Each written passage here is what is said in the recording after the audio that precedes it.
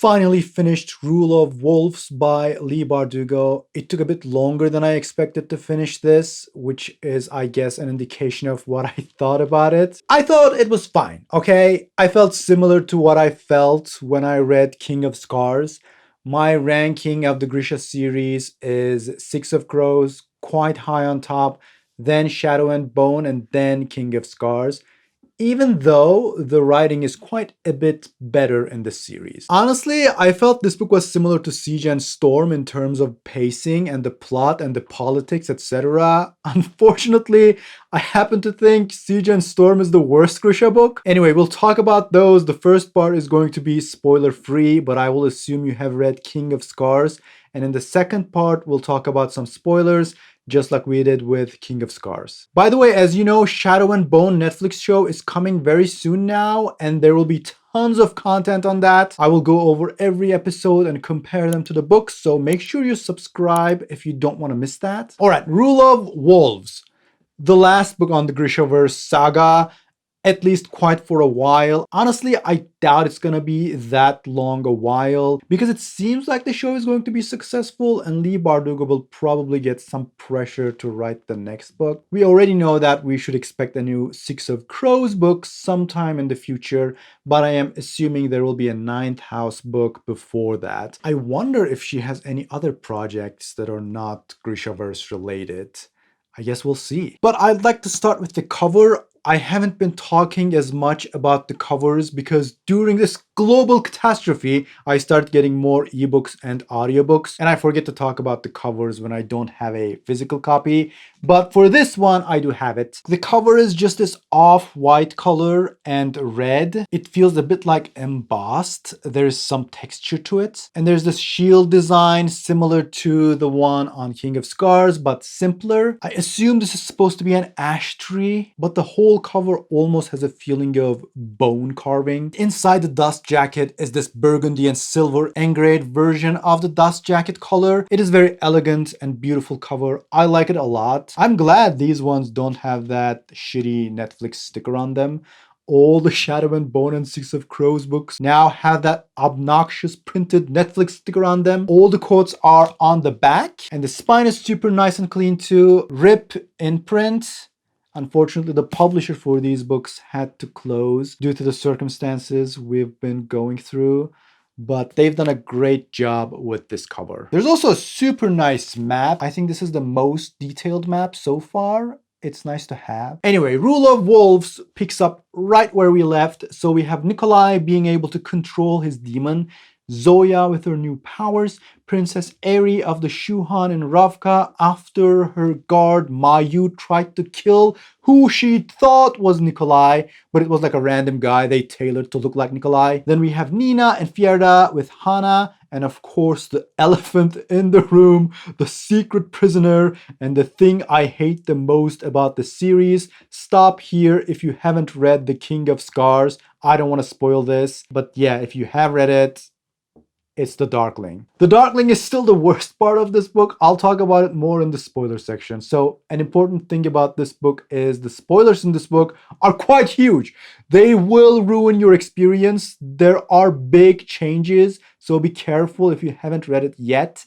Don't go to Reddit or don't even look at fan art. It's pretty serious. One complaint I had about King of Scars was that the two separate stories, you know, Nikolai and Zoya on one side and Nina on the other side, were too disjointed. I would say they're still somewhat disjointed. They're not really directly related, although they affect each other a bit more and they cross over a bit more. Still, it reads kind of like two stories. Even their conclusions are kind of separate but related, so it's not as bad. There are a lot of battle scenes in this book. I happen to not like battle scenes, even though I am a fantasy fan. I just get really bored. It feels like the most important thing is the results, like who lives, who dies. In these fight scenes, there are some interesting moments, so I wouldn't say they're terrible. I'd say they fall somewhere in the middle, like there's some character development in the fight scenes, I suppose, but again, I'm not a huge fan. There are cameos, some better than others. I thought some of them were pretty good. I really enjoyed them, even though they're just cameos. You can just take them out and replace with something and it would still work.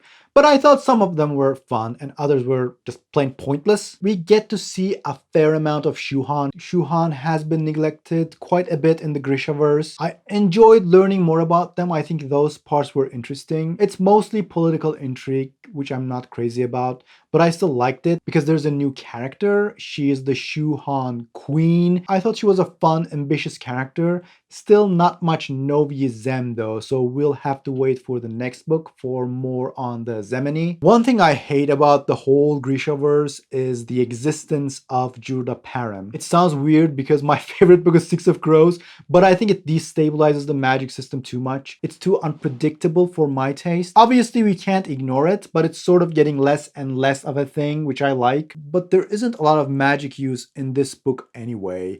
Especially now that Nina and Zoya have super interesting powers, I was hoping to see more of those. And there are some scenes, maybe it makes those scenes more interesting when there isn't too much magic use. The strength of Leigh Bardugo's writing is obviously the characters, and those parts are still good. There are great, moving, emotional scenes between the characters. There's great dialogue writing. Nikolai is super charming, and I got to like Zoya more and more. Nina and Hana are also great. The Darkling still sucks. I'm sorry, I'll never be not salty about that plot development. I know he's hot, okay? I get it. One significant problem that I noticed was what I call deflated tension between chapters. So this book cares a lot to switch to a different character at the end of a chapter. And sometimes it ends on a note that seems like it will be important. Like, and then the door rang. You're like, oh no, who can it be? And you get to the chapters of the other viewpoint characters, then 3 chapters later, it's revealed that it was just a room service. Nothing important. It happens several times. It's quite annoying. But there's one time it happens when it's actually a huge thing, and the huge thing happens off screen. The ending was good. It doesn't resolve everything though, and it sets up the next book. So even though this was marketed as the final book in the Grishaverse saga, it actually doesn't quite resolve what I think is the biggest issue of the series. So the next book, whatever and whenever it may be, will deal with that. Overall, I wouldn't say I'm disappointed, but I wasn't thrilled either. After King of Scars, this was pretty much what I expected to get, and I got it, but this is it for the spoiler-free part of this review. If you haven't read the book, this is the point you stop. You are warned, the spoilers are huge, and you don't want to get spoiled on this book for sure. Maybe leave a like before you go if you enjoyed this video to let me know, and then go ahead and read the book real quick and come back after that. All right? Spoilers. I hate everything that's happening with the Darkling. He was completely unnecessary to anything that happened in this book, just so he can sacrifice himself for Ravka or something. Does anyone really think the Darkling cares about Ravka? He is an exceptionally selfish character who doesn't care about anyone but himself. His cover is that he keeps saying he cares about Ravka, but in the end, all his choices have been for himself only. It doesn't feel right to me that suddenly here he is like, fine, I'll sacrifice myself. I think Ruin and Rising had a great ending for the Darkling. I think there could have been many other solutions to this. Like, what are we gonna do with the Darkling now? Are we gonna kill him again? No, we cannot kill him again. So there has to be something else to do with him now. And we'll have to wait until the next book to see what that is. Obviously, Nikolai offers to sacrifice himself, but I get that we can't have that because we need the happy ending of him and Zoya ruling the country. But if we never had the Darkling, we could have had one of the Saints take the sacrifice. It also doesn't need to be eternal pain. It can just be that you'll be alone in the darkness or something. But I mean, overall, the main problem of the series is the Fold. So King of Scars should have solved the issue with the Fold. I think we got digressed by this whole huge battle between nations and missed the actual problem. Now we need to wait for Kaz to solve it. And I guess who else better than Kaz? But it's going to be an object fetch quest, which I absolutely hate. I don't think Leigh gave this enough thought. Maybe she'll come up with something better in time. But I hate MacGuffin fetch quests, where you need to get the powerful object to magically solve the thing. I hate the way the Darkling got his powers back. What was that? Thornwood? What's even that? He pricked Alina and Mal and got his powers back? Where did that come from? That was so random, and why are we torturing Alina by putting her in the same room with this asshole again? I don't think we needed to see Alina and Mal at all. They have their orphanage. Let them just be happy for 5 seconds. Also, what are all the new Sun Summoners doing? It seems like they're absolutely useless. Why are they not fighting the Fold? Alina was able to at least deflect the Volcra even the first time she used her powers. So imagine having many Sun Summoners, but this book pretty much completely ignores that, which is annoying. David died out of nowhere. What the hell was that? I swear Leigh Bardugo just kills characters she gets bored writing, which is fair, but I feel like she did the same thing with Matthias. Poor David deserved better, but also Jenya deserved better. Let the girl be happy for 5 seconds, what the hell? I guess someone had to die in that random bombing, but the main reason is probably now we have Lainey and David doing the same thing. We can't kill Lainey because she's just too new of a character to introduce and kill, so it has to be David. It makes me sad because I like to have functional relationships that is not all drama. And Jenya and David were a nice couple. Like Zoya and Nikolai are constant tension. Come on, I like them together, but that's not a simple relationship. Zoya is the queen now.